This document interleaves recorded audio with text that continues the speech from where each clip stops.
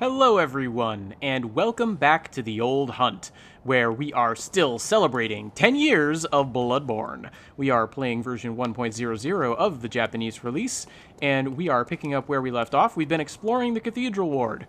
We went and we found the password Gatekeeper in the last episode, and then we finished our exploration. We came right up to the main doors of the Grand Cathedral. We have lots of reasons to go there, which means we're not going there.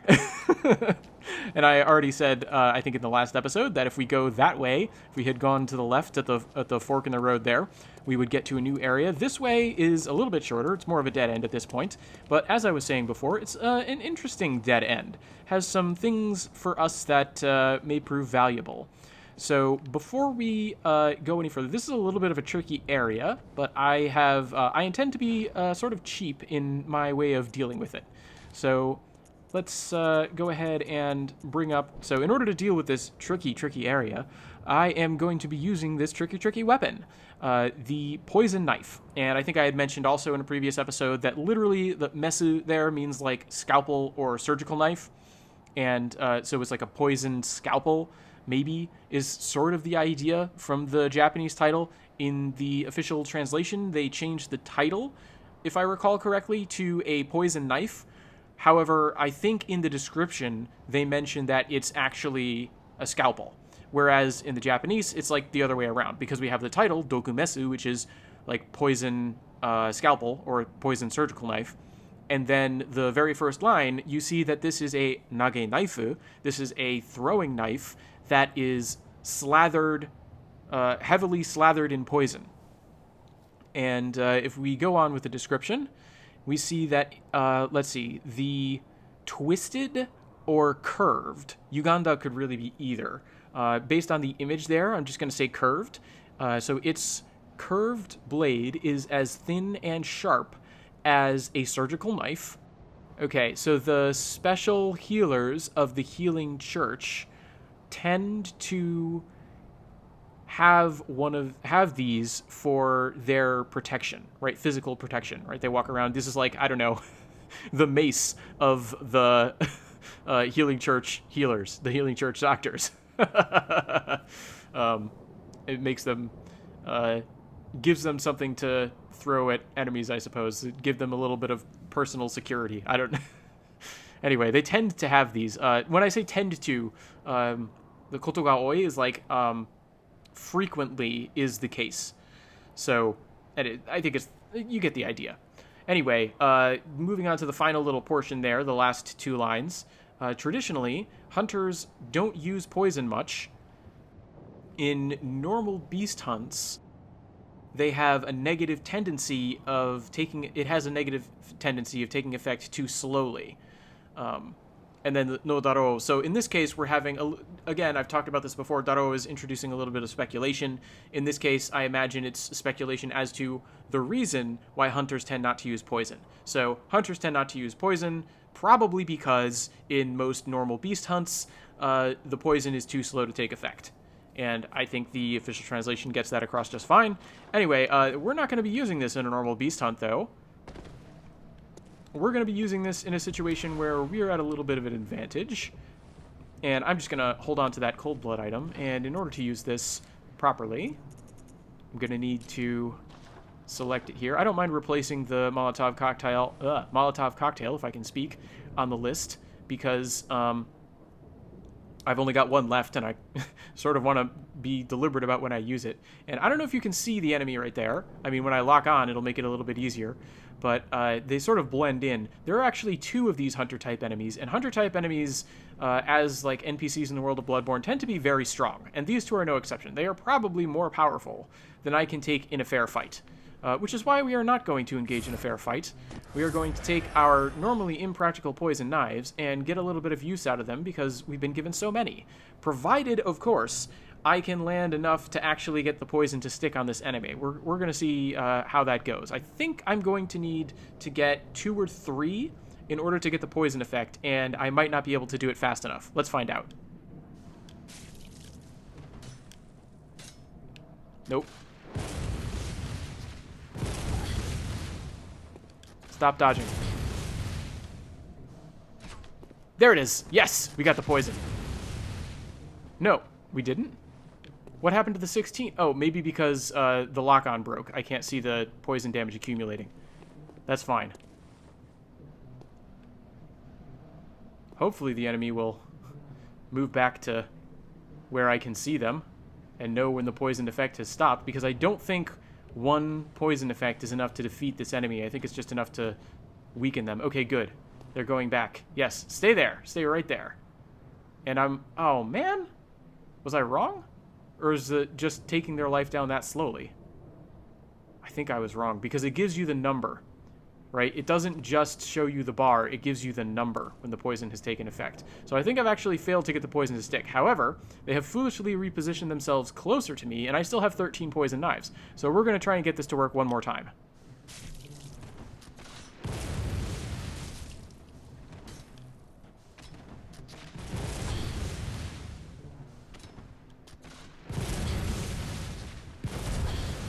And I may be doomed. Maybe doomed at this point. They have, clearly, as you can see, they have their own answer in the form of that rifle spear, which can hit me even from here. Ah. Uh-oh.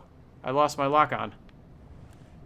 You try and get a leg up on this game, and you run out all your poison knives and hardly do any damage to the enemy. Isn't that just how it goes? Alright. I think we're going to have to resort to more direct hunter methods. Oh, did they not notice me? Okay. Alright. Oh, they have. Never mind. Would have been beautiful if they hadn't noticed me. Uh-oh. They're getting around the tree. I want to come over this way because there's another hunter over there. I don't know if you saw them. But this is the area where we want to fight this enemy. Not over by that other hunter, because two of these hunters, one is bad news, two is really bad news. Okay.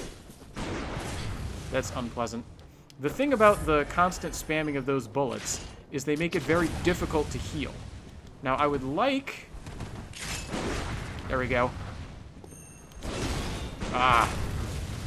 That would have been great. If I could really land a big hit there. I think I gotta give up on the really big hits, because I don't think they're very likely to work. Alright. I might need to give up on the larger form of the Kirkhammer altogether. The other thing about this enemy is because they tend... Oh, yep, there, I'm dead.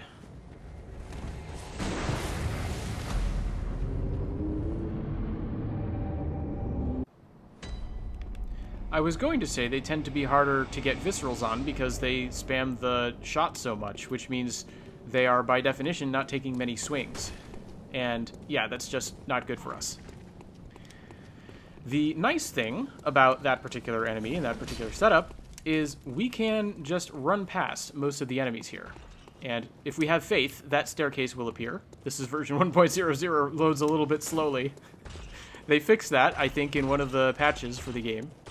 But we should be able to just go on our merry way. And after we get far enough, all these enemies that we have angered by running past them will lose interest and no longer be preoccupied with us. And yeah, I think we should actually be safe at this point. So there we go. Shows you what those enemies are good for. Anyway, they're very good for fighting if you want to engage with them, but if you want to run past them, sort of the beauty of Bloodborne, you can choose how much you want to engage. Alright, now, my blood echoes are there. That enemy is over there. I wonder if I can sneak up on the enemy if I fall down to the left here. Let's give that a try, because obviously the poison knife strategy was not working out very well. I wonder, actually, if that's something that got changed in an update, because it was really hard for me to get those poison knives working. And I feel like in the previous versions, later versions of this game that I played more recently, it's actually relatively easy to get those poison effect to stick on this enemy as a result of, it may be, I'm speculating here, maybe as a result of them lowering their defenses, and that it's foolish for me to take this approach in Bloodborne 1.00. The other thing, as hard as these hunter-type enemies are, the nice thing about the way that they're dealt with, the game sort of balances things for you, is these sort of hunter-type enemies tend not to have your blood echoes. Pretty much always, I think, your blood echoes end up on the ground nearby. Now, let's find out if I can get close enough to get a fully charged R2 into a backstab. Yes. Alright, so the poison knife thing may not be working out great, but that part certainly is working just fine. And we can take refuge behind this tree to allow us to engage in close quarters combat with this enemy. Although, as I need to remember, I want the short sword, because my hammer just was not getting the job done in this fight, because we would close in and their weapon was just too fast. Still too fast.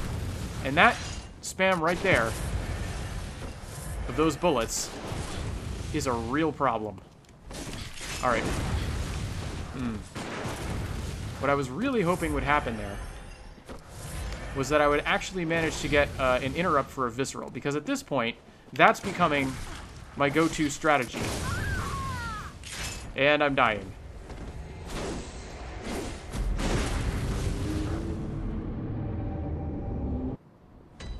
I suppose this is what I get for trying to outsmart the game. I'm going to make one more attempt here at defeating that enemy. Obviously, trying to retrieve my blood echoes along the way. And at least one more attempt on camera. And then I will either cut ahead to me abandoning ship, and, well, abandoning ship. I will cut ahead to me either ignoring the enemy or the attempt on which I am successful, so that you don't have to deal with all of this run back that I keep having to do, and the long drawn-out battles that only end in disappointment. Again, I'll make things easier on you if this particular attempt does not go well. I won't hold your attention hostage. Okay, so we're down here. Got enemy over there. Where are my blood echoes this time? I don't see them. Hopefully they're not, like, up here somewhere. If I've lost them, I will be very upset. But I don't think I've lost them. Just gotta move very carefully, very quietly, and do a little investigation. There's a decent number of areas where my blood echoes could be. Oh, I see them now. They're over by that tree over there. Well, that's awkward. Because if I want to get them, that means giving up a lot of damage on this hunter. So I'm going to be a little bit risky. And we're going to try and get the damage and then run over there and very quickly grab the blood echoes. I think I will be able to manage that, but I don't know. We're going to find out. Okay. Need to sneak up very quietly. This enemy starts to turn, I will immediately unlock on and start to book it towards the blood echoes. Alright, that's close enough, I think. Big hammer. Big visceral. Nope, I want to say unlocked on. Old habits die hard. What? Okay, good. Thank goodness. I probably didn't need all that caution. I probably could have made it. Uh-oh. The other hunter has taken notice. This is the worst of all possible worlds. We're ignoring the hunters. We're ignoring the kidnapper enemy. Goodbye. Alright. We're just going to run over here and grab some materials and move on, like those enemies aren't there. That particular combat puzzle is going to have to wait. Yep, that particular combat puzzle we can solve another time. This particular combat puzzle, we've already got a little bit of a cheat code on. I like being able to have get the drop on that enemy. Normally they're already dead, though, by the time I get to dealing with this enemy. So actually, I can use a gun, too. Okay, he can take refuge behind a cliff, too. However, I have the advantage on maneuvering, so that the cliff works in my favor. Okay, and now this enemy, I can also get the drop on. Well, at least theoretically. Are they dead? They are. Now, oh, they are now. That's good. All right, now I want to hide back here. Nope. I'm terrible at getting this timing right. All right. This is the danger of choosing to ignore that thing. Choosing to ignore those enemies. Is that they're waiting for me up above. Yes! Oh, I feel like a genius. It's not over. All right, I'm not out of this sticky situation just yet. That's the grab. All right, cool. Cool. Yeah, grab and long jump. All right, I'm not about to interrupt that long jump. I'm waiting. Yes! Come on! Yes! Ah! Go game! All right, come on. Transfer him back. We got it!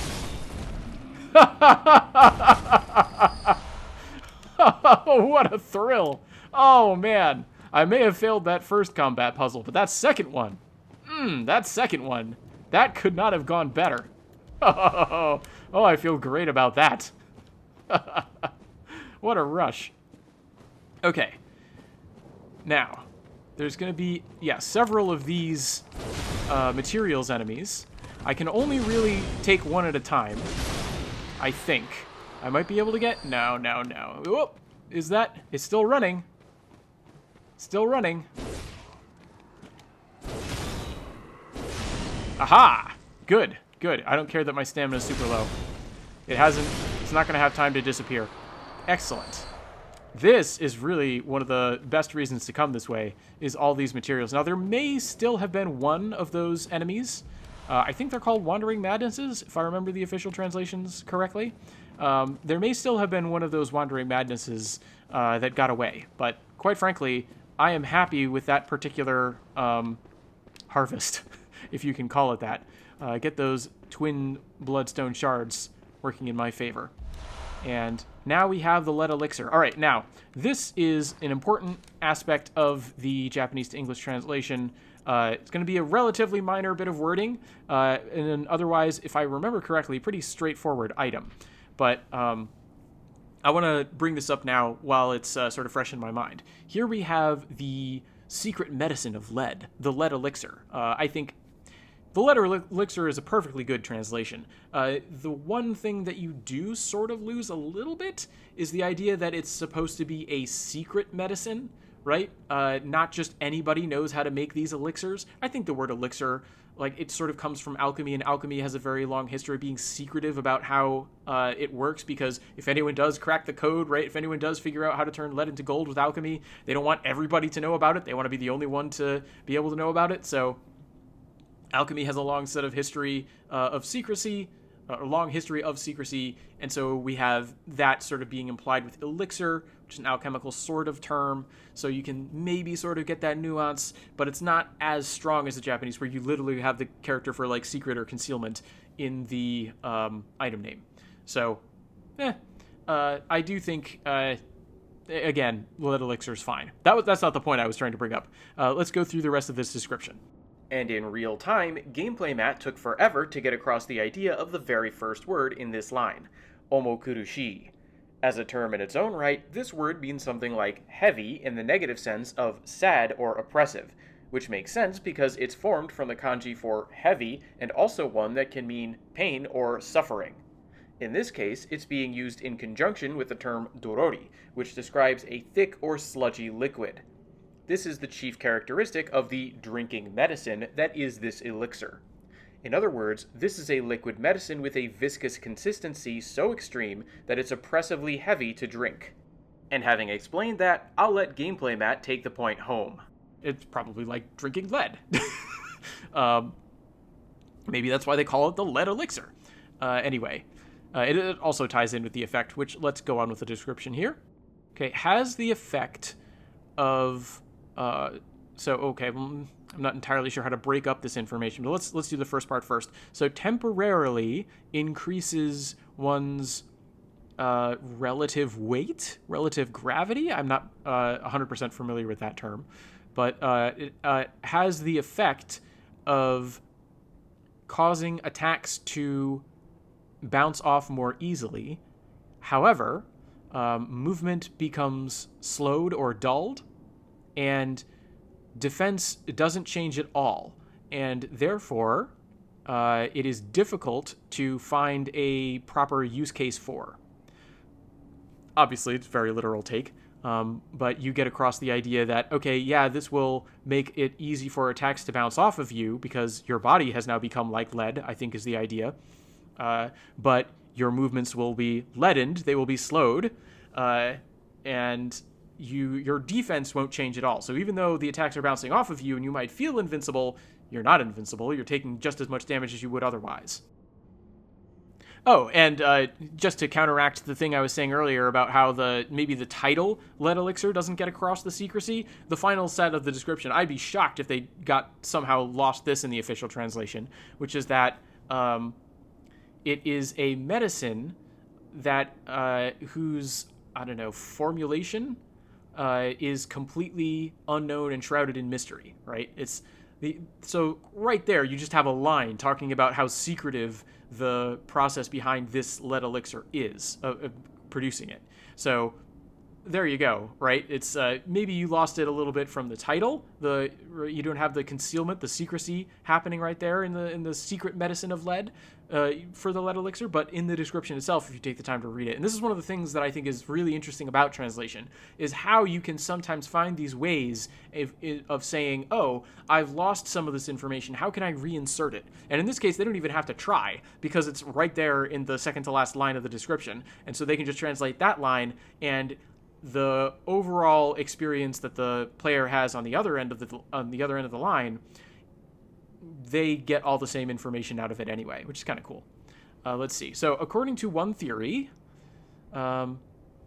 it only appears amid nightmarish despair. It only can be born, right? So the theory is said that this can only be born from amidst nightmarish despair. And I think the official translation is something about this can only be formed in the most desperate of nightmares. And the flipping around of that word order is potentially significant to the sort of idea that this world here might be a dream. Because we get the lead elixirs from this corpse right here in this world. And if we understand this place here to be a place where we can get lead elixirs and therefore a desperate nightmare, well then, hey, look at that. This world is a desperate it's a nightmare, right? It's a nightmare realm, just like the Hunter's Dream, and some of the other places we'll eventually be going. Well, I don't really think so, because the Japanese, the most desperate nightmares, right, is, I think, sort of an idea. It might be a remnant of an old translation, quite frankly, because it does seem like a very Bloodborne-ish idea to have it work that way. They might have just gone in and very, subtly tweaked that text, and for whatever reason it didn't get reflected in the translation. That is possible. Or it's just also possible that the translators took the idea of the medicine being born amidst nightmarish despair and wanted to be a little bit more poetic in conveying the point that either the creator or someone involved in the process somehow has to be in the midst of what feels like a desperate nightmare, right? One way or the other. I think if you're not looking too hard at the metaphysical implications of the world, the translation's fine. It's only when you start to concern yourself, as I noticed that I needed to turn my portable lantern back on there. It's only when you start to get into the very deep nitty-gritty of the metaphysical implications of the world and the item placements and everything that it becomes relevant that literally it's not talking about desperate nightmares, it's talking about nightmarish despair. So that's an important qualifier to make. Again, I've talked before, there are other arguments, and I've been getting comments that there's more evidence in this game, and we'll talk about it when we get there, very strong evidence that this world is in fact a dream, and we've already seen some of it in the form of Old Yharnam, but we're going to get more. And of course, there's also evidence in the form of the abandoned old workshop that this place is the source of the dream, and as I've said before, I feel like, traditionally, I've always thought, okay, well, once I understand that, I think we are supposed to understand this here as the real world. Because of it's a better story if the source of the dream is the real world. But anyway, don't want to spend forever just rehashing old things that I've said. So here, I want to point out, we have this strange, metallic thing here, surrounded by candles, and this very strange, I don't know, looks like tree roots are coming out of this mud? I don't know what's going on with this. It's a very mysterious thing here. However, it sort of resembles the, messenger bird bath thing, the tray of water in the Hunter's Dream, maybe?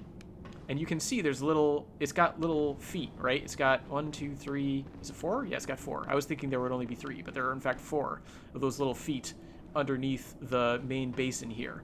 So you could consider this something of like a very small tub. Anyway, we have this here, which feels like it should be important, but we don't really understand what's important about it. That's where we came in. I want to go the opposite way. We also have this door, another closed door.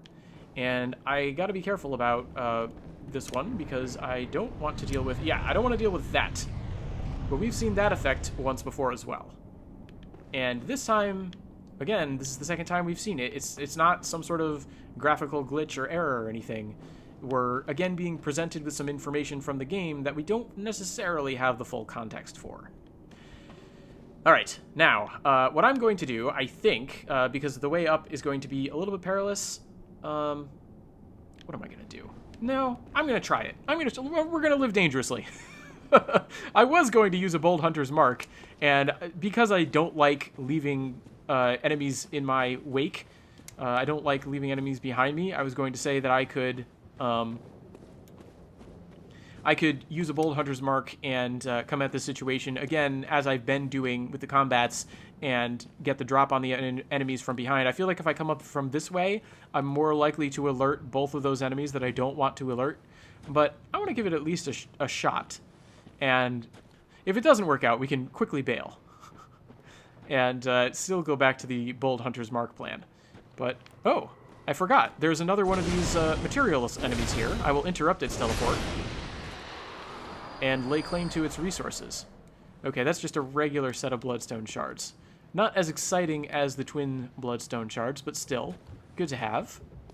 Alright, now I want to walk slowly because there's a chance the enemies have forgotten all about me. Uh-oh, yep, that's what I was afraid of. They are aware of me. Alright, so that has resolved me. I am not running up through a hail of bullets to try and fight that super difficult enemy.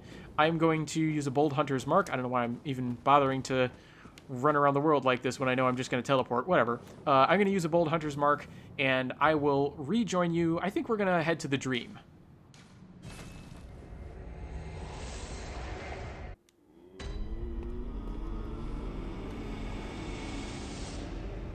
Okay, we are back in the Dream, and we have something for the doll. And this may not be super obvious, if you haven't played the game before, but if I skip past this dialogue, you'll notice there's an additional option here. Besides just talking to the doll, we can hand over, quite literally, the small hair ornament.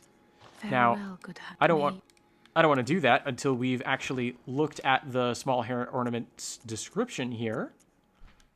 Here we go. This is fairly straightforward if I recall correctly, so let's go through it. Small hair ornament is the title, and then a very, I want to say basic or plain. I don't have a super strong familiarity with that word. Shiso, I think it would be pronounced, but I will look it up and put up the proper definition. It's probably something along the lines of simple or plain, and then small hair ornament. So it's not just a small hair ornament, it's also like relatively basic. Okay, it is a quality piece that appears to not have been in human hands for some time, but from which one can sense past care. And then the final line, is a thing that would likely quietly ornament precisely hair of the color that is similar to ash.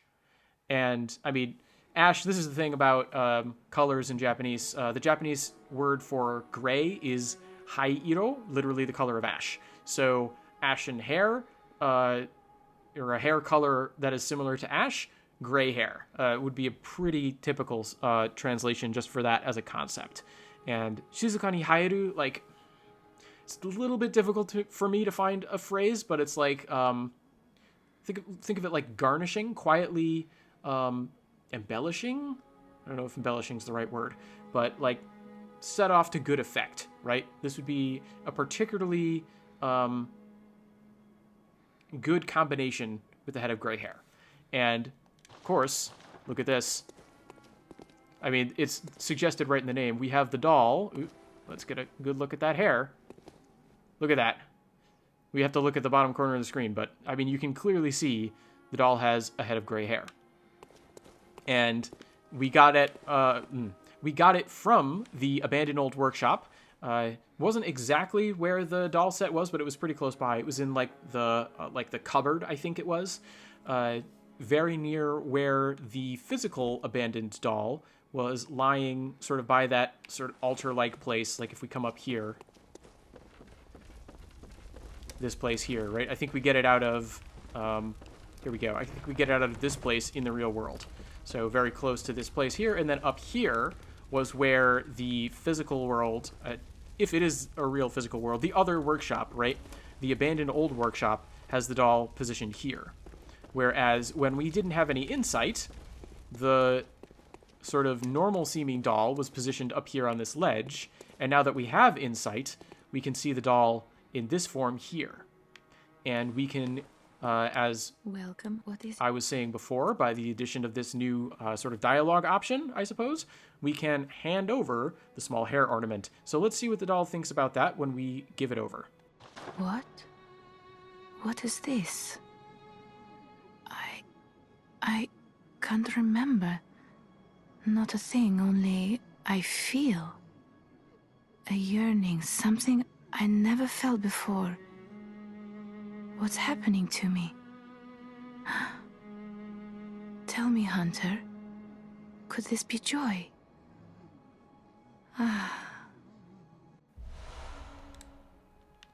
So there's some very interesting things going on here, I think. I think this is one of the strongest points where we can start to see the question of the doll's nature really coming to the fore. Because, and I think this ties into the item we just got as well. We're going to look at that in a second.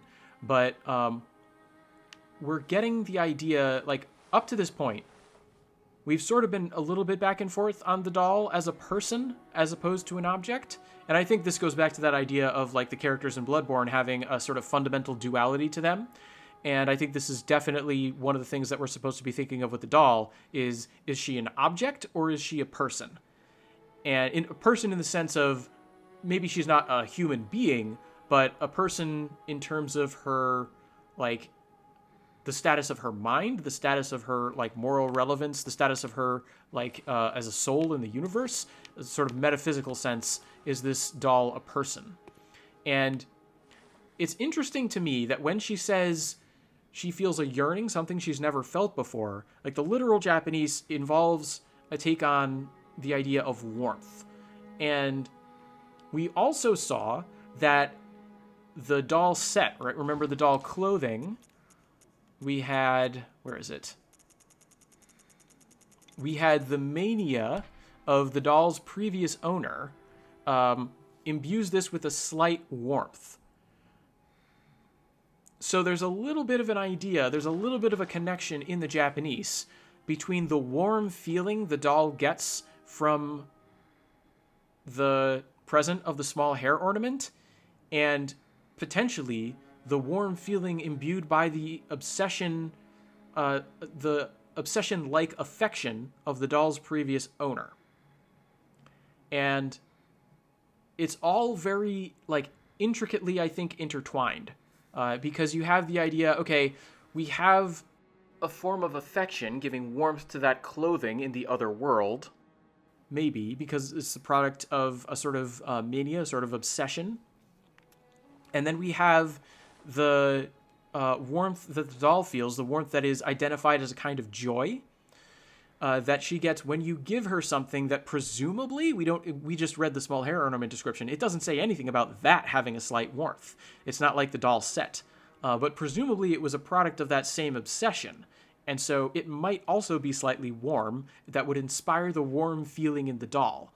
But what exactly is that warm feeling? Is it the warmth of that prior obsession? Is it the warmth that she feels, the joy that she feels on receiving a gift from us?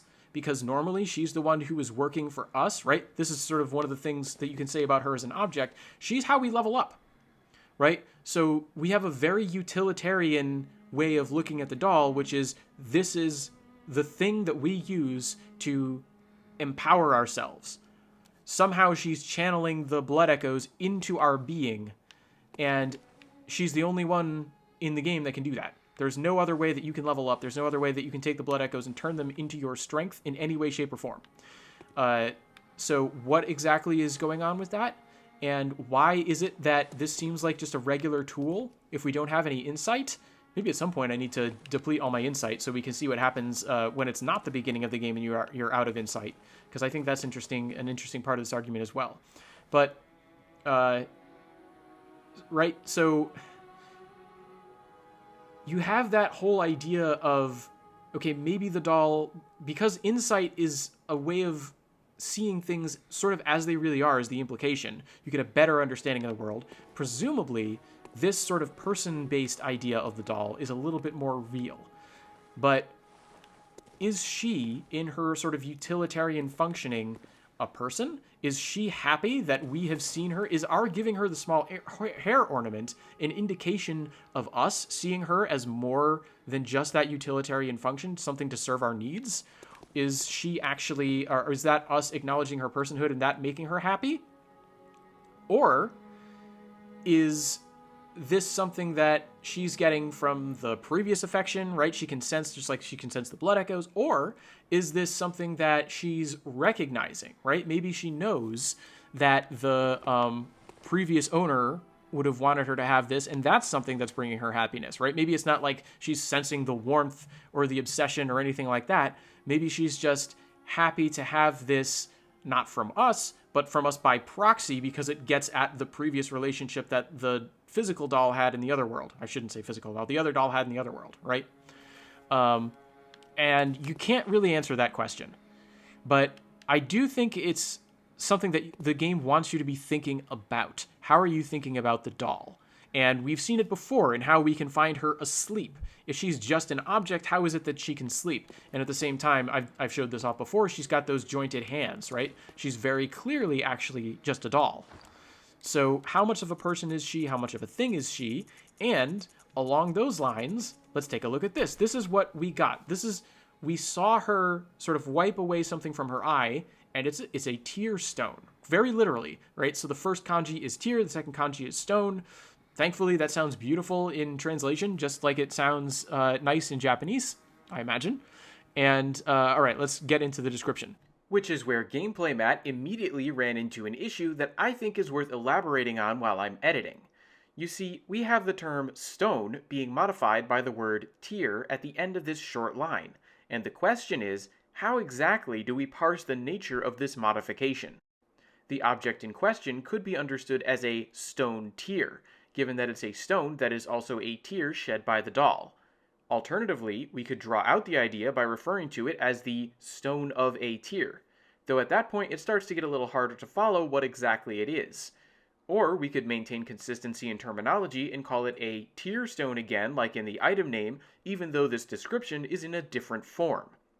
Finally, there's the clever solution arrived at by the translators, which is to take the rest of the information in this line, that this object shines silver, and use all that to modify tear and arrive at the same sort of sentence structure as the Japanese. Is this the stone of a silver shining tear, or a silver shining tear stone? That's up to the reader to decide, and thanks to the short scene we witnessed with the doll before receiving this item, there should be no question about what this object actually is. Okay, now I'll let Gameplay Matt get on with the next line. So by means of use, it becomes a droplet blood gem, which can fortify all types of weapons. In reality, dolls cannot possibly have blood or tears. And there's a little bit of a Japanese culture reference thing happening here, because if you describe someone as chimo namida mo nai, literally not having blood or tears, you're calling them cruel, right? You like sort of like in English we'd say you have a heart of stone, right? In Japanese they would say you shed neither blood nor tears. So there's a little bit of a metaphor of like, okay, dolls, when they say that dolls should not be able to shed blood or tears, there's an implication that goes beyond just the literal, obviously dolls don't have blood and they don't shed tears. they don't have those things in their bodies. There's also an implication that dolls cannot experience emotion. And I think that's important to keep in mind. And then the final line, therefore, this is a thing whose nature cannot be known, right? It's sort of a perplexing mystery, just like the rest of the doll itself. And again, we're seeing that, what is it? That sort of duality, I guess I want to say, because we can use this just like we use the red jeweled brooch. We can see the utilitarian purpose, and then we can see the sentimental purpose, right? We have this is the stone tier of a doll, and it's a beautiful thing. And it's sort of impossible that it exists because dolls don't have emotions. They don't shed blood or tears, both literally and figuratively. And yet it exists. So what's going on here? We don't know. When we know this is a dream, maybe this is only possible in a dream.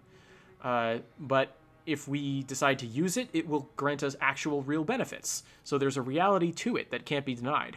And we're seeing that tension, finally, the word I was trying to think of before. We can see the tension between the utilitarian purpose of smashing it, like we did the red jeweled brooch, to get a blood gem, and keeping it for its presumed sentimental value. And I've talked before about how Bloodborne sort of pushes you towards that more practical aspect of things, but I do think it's interesting to then go back and say, remember, it's the obsession that imbues the doll's clothing with warmth.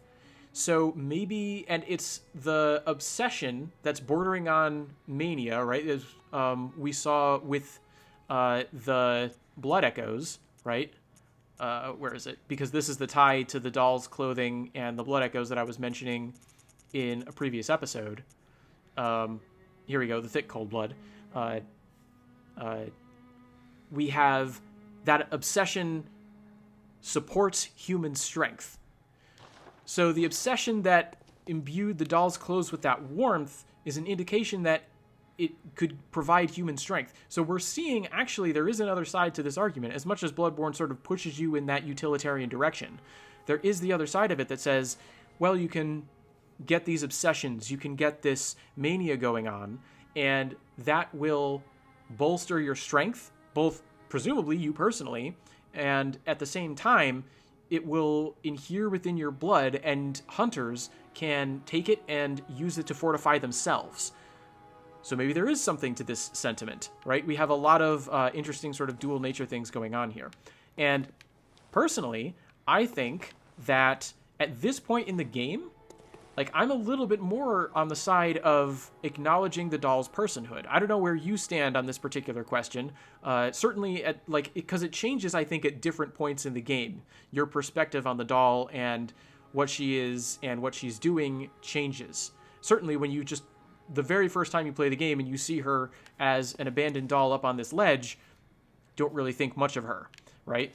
And eventually she comes to life, and then you start to question, right? And so your ideas about what the doll is and what she represents and all that sort of evolve as the game goes on, and the game's been out for 10 years, so people have fully formed opinions by this point.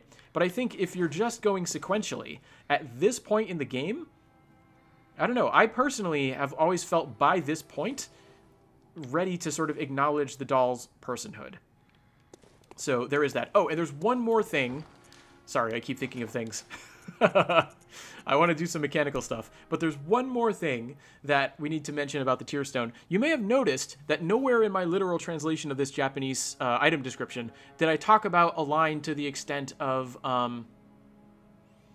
anyone who sees value in this stone must be troubled by severe naivete or something like that. I think that's something like that is in the North American official translation. It's not in the Japanese. It's not in the UK English version of Bloodborne.